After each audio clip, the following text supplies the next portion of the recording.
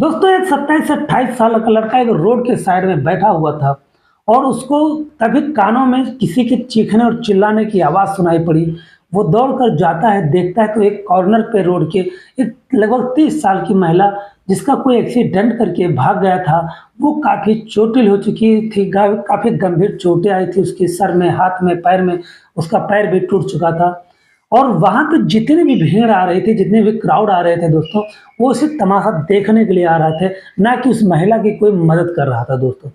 इस लड़के का नाम अनीस होता है, इससे बर्दाश्त नहीं होता, एक ऑटो रुकवाता है और उस महिला को अपने गोद में उठा कर के उस ऑटो में बैठाता है और उसके बाद हॉस्पिटल ले जाता है। हॉस्पिटल में जाने के बाद दोस्तों, जो ऑटो वाला होता है वो वहाँ से चला आता है और उसको भर्ती करवा देता है दोस्तों।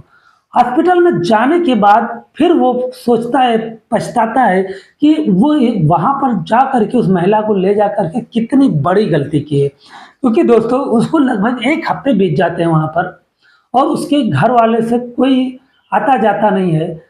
और लड़के से बातचीत करता है तो वो बताती है कि मेरा एक पति है जो कि लंदन में रहकर काम करते हैं और मेरा यहाँ पर कोई नहीं है। दोस्तों लगभग 1 हफ्ते का समय बीत जाता है और 1 हफ्ते बाद जो उसका पति होता है, उस लड़की का, उस महिला का, वो भी आ जाता है दोस्तों।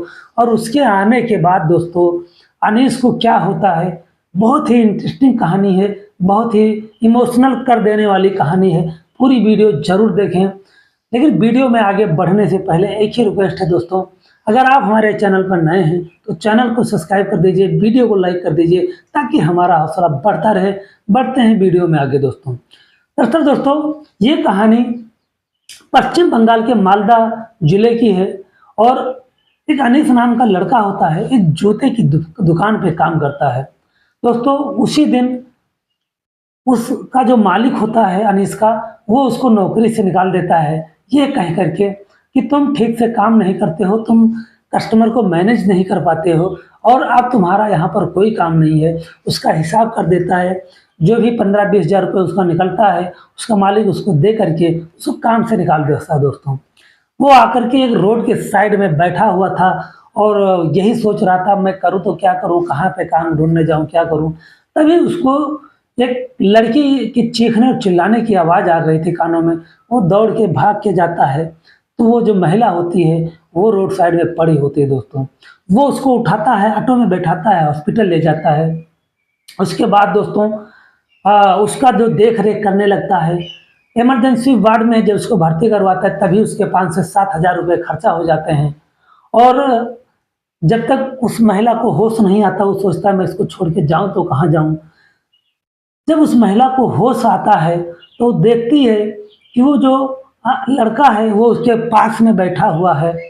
और जब वो आँखें खोलती है तो इमोशनल हो जाती है, एकदम रोने सा लगती है और अपना हाथ उठा करके उसके हाथ पर रखने की कोशिश करती है।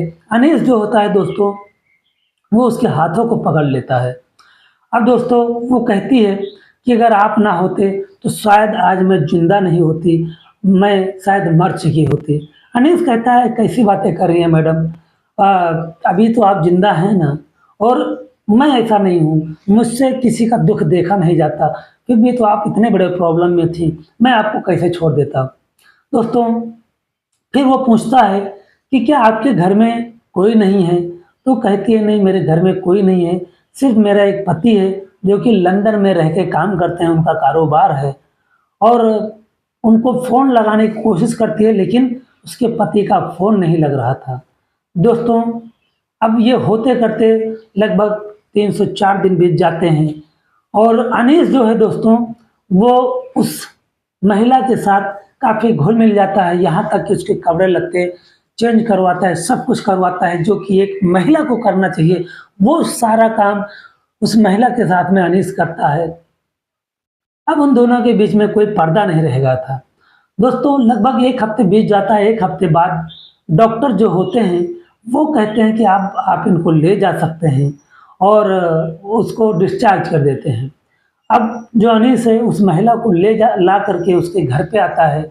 जब वहाँ पे आता है दोस्तों तो उसकी आँखें फटी की फटी रह जाती हैं, क्योंकि एक 7 मंजिले की बिल्डिंग होती है। उस बिल्डिंग में उस महिला का टॉप फ्लैट होता है जो कि 3 BH का फ्लैट होता है। जब अंदर घुसता है अनीश तो देखता है, कहता मैडम ये आपका घर है? कहती हाँ ये मेरा घर है। कहता ये तो बहुत बड़ा घर है, आप इसमें अकेली रहती हैं? कहती हाँ मैं अकेली रहती हूँ, मैंने बताया ना तुम्हें कि मेरा पति लंदन में रहता है, लंदन में रह के काम करते हैं। चलिए ठीक है, अनीस कहता है। उसके बाद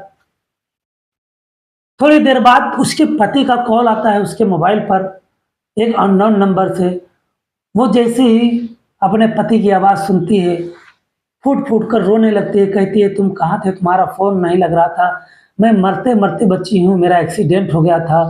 एक लड़का है जो कि मुझे हॉस्पिटल ले गया, मेरी देख-रेख की और मुझे माँ जैसा ट्रीट दिया और मेरा अभी भी देख-रेख कर रहा है। तो उसका पति कहता है ठीक है मैं 2-3 दिन में घर पहुँच जाऊँगा, तुम टेंशन मत लो, परेशान मत हो। दोस्तों ये बातचीत होती है और उसके बाद 2-3 दिन बाद उसका जो पति होता है, उसका नाम विनीत होता है, वो घर पे आ जाता है। घर पे आता है, वो अपनी पत्नी से मिलता है और मिलने के बाद थोड़ी देर बाद कहता है ठीक है, मैं ऐसे ही घर पे आ गया हूँ हड़बड़ाहट में, मैं कुछ लेके नहीं आया हूँ, तो मैं मार्केट जा रहा हूँ और मार्केट से मैं कुछ खाने-पीने की चीज़ें और कुछ तुम्हारे लिए कुछ कपड़े-लत्ते और ये सब लेकर आता हूँ। जो महिला होती है कहती है ठीक है, तुम जाओ। और उसके जाने के बाद दोस्तों जो अनीस होता है, वो उस महिला से कहता मैडम अगर आप बुरा ना माने तो मैं एक बात कहना चाहता हूँ। कहती है बोलो ना, तुम्हारी बात का मुझे कोई बुरा नहीं मानना है, तुम तो मेरी ज़िंदगी बचाए हो, इतना एहसान मेरे ऊपर कर दिए कि मैं तुम्हारा एहसान अपने जीते जी कभी चुका नहीं सकती हूँ। कहती है मैडम ऐसी बात मत करो, लेकिन जो मैं बात कहने जा रहा हूँ शायद आपको बुरा भी लग सकता है। कहती है नहीं कहो ना। कहता है मैडम ये जो आपके पति हैं, मैंने इनको देखा है। कहती कहाँ देखे हो? कहता है कि जिस दिन तुम्हारा एक्सीडेंट हुआ था, उसी जगह पर मैंने इनको देखा है और एक बार नहीं मैंने इनको 2 बार उस जगह पे देखा है। कहती है कैसी बातें कर रहे हो? तुम ये कैसे कह भी सकते हो? तुम्हें पता है कि ये लंदन में रहते हैं, अभी भी लंदन से आए हैं और ये वहाँ पर उस जगह पर कैसे हो सकते हैं जहाँ पर मेरा एक्सीडेंट हुआ था? कहता है मैडम आप मानो या ना मानो, लेकिन मैंने इनको देखा है और मैं इनको भूल नहीं सकता। और सही बात बताऊँ तो मैडम मैं इनको ही देख कर के इनके पीछे ही भागा था, क्योंकि ये मेरे आगे से दौड़ते हुए जा रहे थे कि एक्सीडेंट हुआ है। और जब आवाज़ें तो आ रही थी मेरे कानों में, लेकिन जब ये बोले हाँ एक्सीडेंट हुआ तो इनके पीछे मैं भी भागा और ये भी उस भीड़ में आपको दूर से ही देख करके और उसके बाद वो वहाँ से कहाँ गए और मैं आपको उठाने में लग गया, ऑटो रुकवाया, आपको लेके जाने लगा। लेकिन उस भीड़ में कहाँ गए ये नहीं जानता मैडम। अब जो वो मैडम होती है जिसका नाम अनु होता है, वो कहती हैं कि तुम ये बातें क्यों कर रहे हो? मैं तुम्हें इतना मानती हूँ, मैं अपने पति से बहुत प्यार करती हूँ और सबसे ज़्यादा इस दुनिया में अगर मैं किसी से प्यार करती तो अपने माता-पिता से, और उसके बाद अगर मैं किसी को चाहती हूँ, मानती हूँ, तो वो मैं तुम्हें मानती हूँ। और तुम इस तरह से क्यों बातें कर रहे हो? मेरे और मेरे पति के बीच में दरार क्यों पैदा कर रहे हो? अनीस कहता है मैडम मैं आपके और आपके पति के बीच में दरार क्यों डालूँगा? लेकिन जो सच था मैंने कह दिया। ये हकीकत है कि मैंने उस दिन इनको वहाँ पर देखा था। जो अनु होती है वो रोने लगती है, कहती है कि मुझे तुमसे ये उम्मीद नहीं थी, तुम क्या सोचकर मेरे पति के बारे में ये सब कह रहे हो, मुझे नहीं पता। मेरे पति और मेरे बीच में क्यों दरार डालना चाहते हो, ये मुझे नहीं पता, लेकिन अब तुम मेरे नज़रों से गिरने लगे हो। कहता है मैडम आप जो भी सोचें ठीक है, पर मैं झूठ नहीं बोल रहा हूँ और ना मैं झूठ बोल सकता हूँ। आपके पति को मैंने उस दिन उस जगह पे देखा था। कहते हैं ठीक है, अगर तुम इतना कह सकते हो, कर सकते हो, तो मैं अपने स्तर से जाँच करने की कोशिश करूँगी, लेकिन तुम मेरे पति से कुछ नहीं कहोगे। कहता है ठीक है मैडम मुझे कहने की ज़रूरत क्या है। थोड़ी देर बाद जो उसका पति विनीत होता है वो घर में आ जाता है मार्केट से। अब जो अनु होती है वो अपने पति को शक की भरी निगाहों से देखती है और जो वो अनीस होता है वो अपनी नज़रें नीचे कर लेता है और अपने काम में लग जाता है। इसके बाद दोस्तों जो डॉक्टर होते हैं 1 हफ्ते बाद अनु को बुलाए थे कि 1 हफ्ते बाद आकर के टाँके कटवा जाना। जाती है, टाँके कटवाती है। 1 डेढ़ महीने बाद उसका पैर टूटा था, प्लास्टर हुआ था, वो भी कट जाता है दोस्तों। उसके बाद ऐसे करते-कराते लगभग 6 महीने का वक़्त बीत जाता है। इन 6 महीनों में जो अनु होती है, वो अपने पति का इंक्वायरी करती है, जासूसी करती है और उस इंक्वायरी में उसको ये मिलता है कि नहीं, जो अनीस कह रहा था, वो एकदम सच कह रहा था। उसका पति जो है, वो उसको मारने को कोशिश कर रहा था, वो उसको रास्ते से हटाने की कोशिश कर रहा था। वो भी क्यों कर रहा था? क्योंकि जो उसका पति था, विनीत, वो पहले भी ऐसे कई लड़कियों के साथ में कर चुका था। उसका एक पेशा था, अमीर घर की लड़कियों को फँसाना, अ, डिवोर्स वाली लड़कियों को फँसाना, जो बड़े-बड़े घर की होती हैं, उनको फँसाना, उनसे पैसे ऐंठना, उसका ये धंधा था। उसका एक दोस्त था, उसके साथ में मिल कर के ये दोनों यही करते थे। उन्हीं में से एक अनु भी थी जो उसके जाल में फँस चुकी थी। उसका इतना बड़ा घर था, उसके बैंक बैलेंस था, उसके माँ-बाप मर चुके थे और उसी का फ़ायदा उठा कर के जो अनु होती है, उसका जो विनीत होता है, उससे शादी कर लेता है और शादी करने के बाद उसके ऊपर दबाव डालने लगा था कि ये फ्लैट बेच दो और बेच करके हम लोग लंदन में शिफ्ट हो जाते हैं, वहाँ पे बढ़िया धंधा करेंगे, बिज़नेस करेंगे। लेकिन जो अन्नू होते कहती है नहीं, मैं इस फ्लैट को नहीं बेच सकती, ये मेरे माँ-बाप की आखिरी निशानी है और इसमें मेरे बचपन की यादें हैं, मेरे माँ-बाप की यादें बसी हुई हैं, मैं इस फ्लैट को बेच नहीं सकती। हाँ, तुम चाहो तो इस फ्लैट को मैं भाड़े पे चढ़ा सकते हैं, जिससे महीने का आराम से 50-60 हज़ार रुपये भाड़ा आ जाएगा, लेकिन उसको मैं बेच नहीं सकती।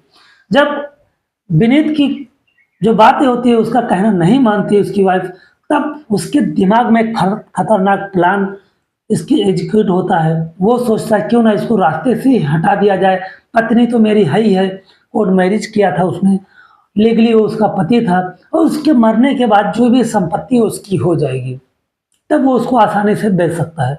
और इसी प्लान के तहत एक दिन जब अन्नू घर से बाहर निकलती है मार्केट के लिए, एक छोटा-सा पर्स, उस पर्स में अपना फ़ोन, 400-600 रुपए कैश रख कर के वो पैदल जब अपने घर से निकलती है और जा रही थी, तभी जो उसका पति होता है, वो कार से पीछे से उसको ज़ोर से ठोक करके और आगे निकल जाता है। आगे निकल कर के और फिर वो वापस आता है ये देखने के लिए कि वो मरी या ज़िंदा है, ये कन्फर्म करने के लिए वापस आता है।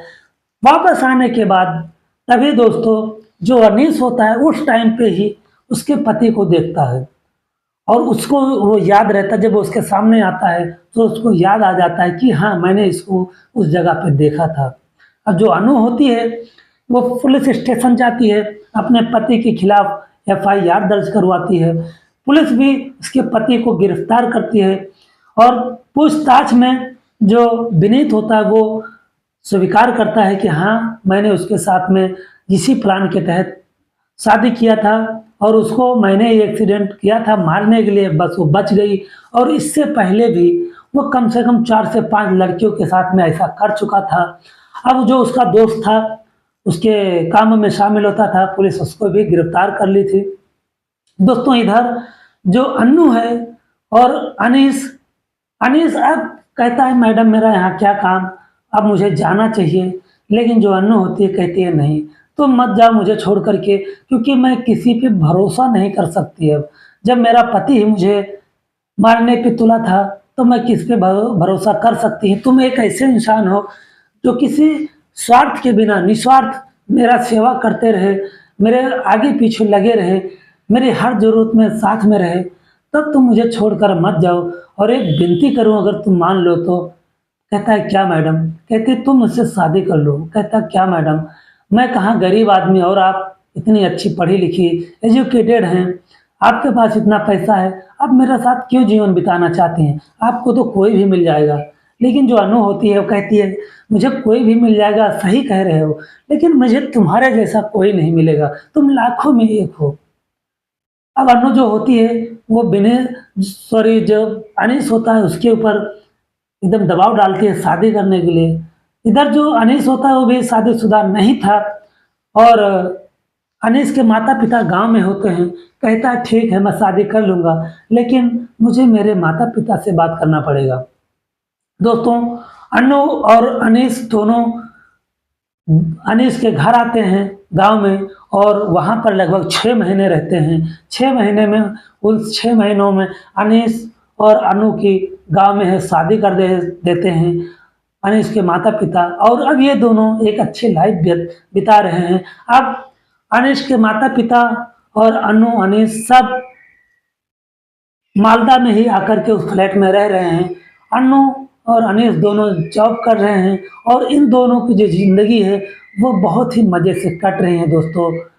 और मेरा यही तमन्ना है कि इन दोनों की ज़िंदगी ऐसी ही कटती रहे। आपको ये वीडियो कैसा लगा मुझे कमेंट सेक्शन में ज़रूर बताएं। मिलते हैं किसी नेक्स्ट रियल स्टोरी में, तब तक के लिए जय हिंद, जय भारत, नमस्कार।